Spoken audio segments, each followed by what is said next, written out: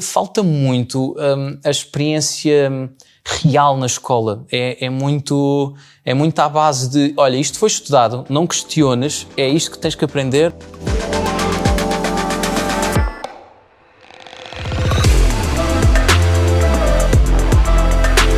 Estamos muito formatados a aprender sobre uma área, mas não a aprender como trabalhar nessa área. Ou seja, será que tu vais ser um empregador? Se sim, terás que aprender muita coisa, não é? Onde é que vais aprender isso? Não vais. Parece que a escola não tem aqueles... O curso básico de vivência de cidadão no século XXI, não é? Que é, pronto, tens impostos, tens internet, tens toda uma série de serviços e de regras que tens que cumprir em termos de negócio, porque isto não é simplesmente ficar com os 60 cêntimos que a pessoa te deu do café. Isto é toda aqui uma gestão. E para não falar da gestão pessoal porque é que na escola não te ensinam a fazer uma gestão pessoal, ou como é que ou explica-te como tirar ou como melhorar a envolvência ou a relação das pessoas que trabalham no mesmo espaço? Qual é que é o drive das pessoas? Ou qual é que é onde é que existe o drive humano? Falta muito a experiência real na escola. É muito à base de, olha, isto foi estudado, não questiones, é isto que tens que aprender. É muito conceitual, não é? E quando é que decidiste então, ou como é que foi isso do parar com o quiosque? O parar com o quiosque... Só para ver se eu estou a perceber. Quando paraste com o quiosque, é que te dedicaste 100% à música. Yeah, foi exatamente isso que aconteceu. Apesar de a minha vida toda já estar a apontar setas por todo lado, a dizer aquele é o caminho, é para ali que tens que ir, tipo... A facilidade com que eu fazia as coisas, o bem-estar com que eu sentia depois de frequentar um ensaio ou depois de whatever que seja relacionado com a música, foi óbvio que era aquilo que eu tinha a começar, mas eu parei o quiosque, lá está, criámos o arquétipo de que o quiosque foi uma coisa que nos deu muito trabalho e não podíamos desistir destas coisas sem mais nem menos, e começámos a perpetuar uma coisa que já não tinha muita energia, já não tinha... E às tantas, o nosso senhorio é que nos fez o favor um dia de mandar uma carta a dizer que não nos renovava o contrato de arrendamento porque tinha uma proposta melhor e na altura ficámos assim um bocadinho, isto não se faz, esta coisa, mas aquilo foi o melhor que nos podia ter acontecido. Foi mesmo. E portanto, ou seja, eu sou um crente de quando as coisas, se calhar, não estão a resultar... E se tu não consegues ter a força para saltar fora, algo nelas vai-te fazer saltar fora. E então foi aí que eu, quando larguei o quiosque, aí foi mesmo uma sensação de liberdade plena, porque efetivamente eu estava só a fazer uma coisa que eu gostava e estava a achar estranho. Comecei a ter até, uma dada altura, sentimentos de culpa, porque é suposto eu estar a curtir tanto? Os 2 anos seguintes eu praticamente dediquei-me só à música. E a partir do momento que eu também me comecei a focar só em música, aquelas coisas que eu já fazia em música começaram a não chegar, começaram a ser pouco, não é? Eu comecei a pensar também, começas a ter a visão de como é que funciona o mercado, como é que as riquezas do mundo da música são geridas. Começam a surgir toda uma questão, todo um conjunto de questões que são muito difíceis de responder, e que eu posso dar já uma direção de qual é que é a resposta, mas eu acho que é um bocado uma resposta universal para tudo, mas é efetivamente seres mesmo tu próprio. Isto é uma frase altamente clichê, mas eu não podia aconselhar mais as pessoas a fazer. E quando eu digo ser tu próprio, eu vou dar uma metáfora assim interessante, que é: algum de vocês aqui decidiu se gostava de maçãs ou não? Algum de vocês decidiu se gostava de morangos? É uma coisa inata, é uma coisa que vem do nosso corpo, é uma coisa que nós não compreendemos. Simplesmente houve um dia que nos presentearam morangos, provaste e ficou, uau, isto é uma coisa incrível. E eu acho que nós cá ainda temos as coisas já, uma predisposição para algo, não é? E a partir do momento que começamos a experienciar essas coisas, descobrimos que, isto realmente é uma coisa que eu gosto, é uma coisa que eu quero focar. E foi um bocado isso que começou a acontecer com a música. E chegou a uma altura... Portanto, estou eu só dedicado à música, estou eu sem qualquer tipo de horários ou qualquer tipo de responsabilidade contínua que me fizesse acordar de manhã e corresponder com alguma coisa, ou que, whatever. Eu não tinha nenhuma responsabilidade externa. Quase todas as responsabilidades eram internas. Eu acho que esse sentimento nunca me fez sentir bem acordar, tipo, tarde, estás a ver? A partir do momento que eu acordava depois das 10 ou 10 e meia, eu já começava a sentir, uau, peraí, eu não estou aqui a tirar o melhor proveito de mim próprio. Hoje em dia, eu se calhar, se eu tiver que me categorizar, eu diria mais que sou uma pessoa que tenta potenciar pessoas, e já é uma categorização muito mais genérica, muito mais ampla, porque aí posso efetivamente abordar várias frentes, e não é uma coisa como se eu dissesse sou produtor musical. Produtor musical, naturalmente, uma pessoa fecha-se logo ali numa coisa, ele só faz aquilo, pronto. E eu digo isto porquê? Porque eu apercebi-me que o maior limite que eu estava a pôr na minha vida era as verdades que eu já tinha dentro de mim, que achava que eram verdades absolutas, e aqui não há mais nada a questionar, siga para frente. E estas verdades absolutas são muito perigosas. Como, por exemplo? São verdades muito mais abstratas, mas eu diria que a própria palavra trabalho é uma verdade que corrompe muito a sua essência. Porque eu estou numa fase da minha vida em que eu tenho vergonha de dizer que trabalho. Ok?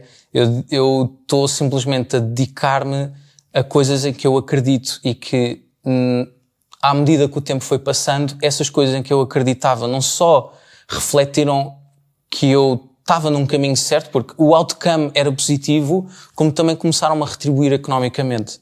Portanto, no fundo, não é um trabalho. Não é um trabalho. Então também não tens férias. Não tenho férias, obrigado por falares disso. Obrigado. Férias, eu acho que férias é uma verdade que te impõem, que te faz sustentar todo um outro conjunto de coisas que não são boas para ti. Ou seja, faz isto, sacrifica-te imenso aqui, porque depois tu vais ter isto que te vai compensar. E em vez de pensar em tudo como se fosse uma linha condutora. Ou seja, eu quando vou para as tais férias, eu nem vou assim tão descansado quanto isso, porque há alguém em mim que diz, mano, mas eu tenho vontade de fazer isto, e pá, eu tenho aquela coisa para fazer. E então às tantas eu acabo por utilizar esse momento, esse tal altura de férias, para simplesmente fazer coisas que não são tão... que não me representam economicamente um valor tão porreiro a curto prazo. Pronto, ponho as coisas assim. Mas tudo o resto, todas as vezes que eu vou trabalhar, todas as vezes que eu entro no estúdio, porque pronto, só para contextualizar e assim para chegarmos ao presente, o que aconteceu foi que depois desta aventura com música, nos últimos 3 anos de estrada, eu comecei também a ficar um bocadinho farto, porque não era nada rentável a vida de estrada para mim. E aí também tive que me confrontar com a minha verdade. Porque por um lado eu tenho realmente um trabalho que me estava a pagar e que era um trabalho que se calhar aos olhos das pessoas não se quer outra coisa, não é? Então, mano, metes-te numa carrinha, vais conhecer aí o país, andas de um lado para o outro, estás em palcos e algo assim. Mas assim que essas purpurinas todas começam a acalmar, tu começas a ver que realmente há uma grande possibilidade de tu caires na zona de conforto nisso. Porque é lindo a sensação de dizerem, olha, entra nesta carrinha e daqui a 3 horas sais de lá. As tuas responsabilidades perante ti desaparecem. Tu entras na carrinha e só tens que esperar que te levem lá ao sítio. Efetivamente, o meu trabalho concreto era 1h30, que era quando eu estava a tocar. Só que eu na brincadeira dizia que o meu trabalho, na verdade, o que eu cobrava era as viagens. Eu toco de graça. Eu cobro as viagens e tenho que dormir em hotéis de um lado para o outro e pronto. E então tive que fazer uma análise, e normalmente essas análises acontecem quando há algum elemento de interrupção. Esse elemento eram as tais férias. As minhas férias era quando não havia tantos concertos, normalmente no período do inverno, e então tinha mais tempo para ponderar e pensar nas coisas, e efetivamente chegava ali à altura do inverno e eu pensava, ok, onde é que eu vou investir o meu tempo? Onde é que eu vou investir a minha arte? Onde é que eu vou evoluir mais? Porque isto, estar à espera que chegue trabalho, para mim, não chega. Eu não quero isto. Não vivo bem com isto. Eu gosto de acordar todos os dias e ter um objetivo.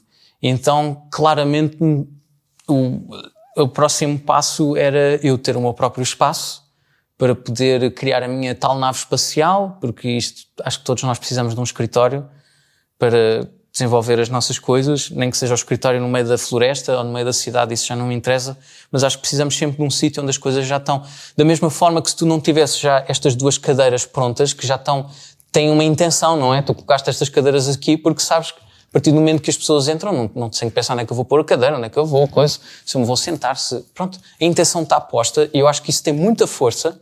Eu comecei a sentir falta disso. E então, para mim, era notório, eu tinha que ter um estúdio. E então isso tornou-se a minha saga. Um estúdio, onde é que eu vou arranjar um estúdio aqui em Lisboa? Quer dizer, é alugar um espaço, tratá-lo acusticamente.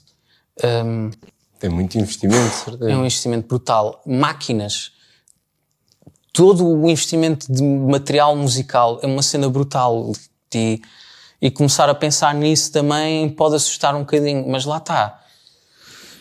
As coisas, eu acho que, como eu estava a ir de encontro com a minha verdade, parece que as coisas à volta dançam muito mais fluidamente à volta da tua verdade e acontece que o grupo com que eu estava a trabalhar com Dama, antes tinha um estúdio na Almirante Reis e por causa de banalidades do mundo da música, as pessoas encontram-se, agora tenho aqui este estúdio, mas eu vou ter o meu segundo filho ou o terceiro, eu já não me lembro. E vamos mudar de casa e gostávamos de ir para uma moradia e para mim já não me faz sentido ter este espaço e gostava de o vender porque...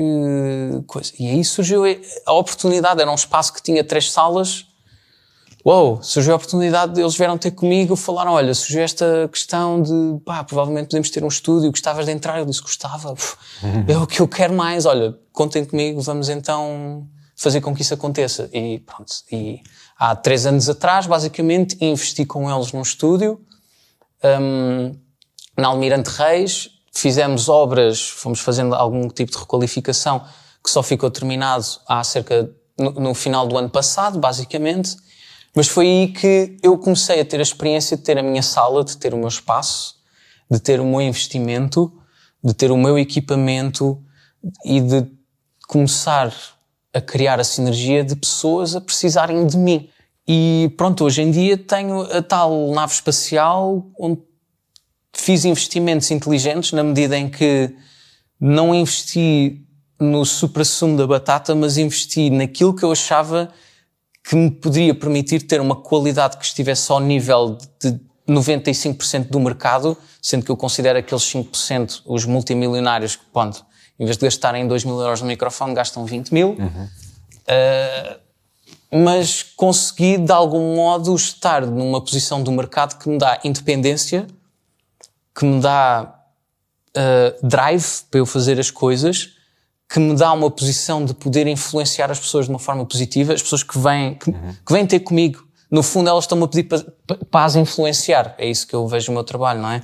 De as cativar, de olhar para aquilo que elas precisam e tentar ter uma interpretação daquilo e passar do etéreo para o físico. É um bocado isso, que no mundo da música é bastante complicado.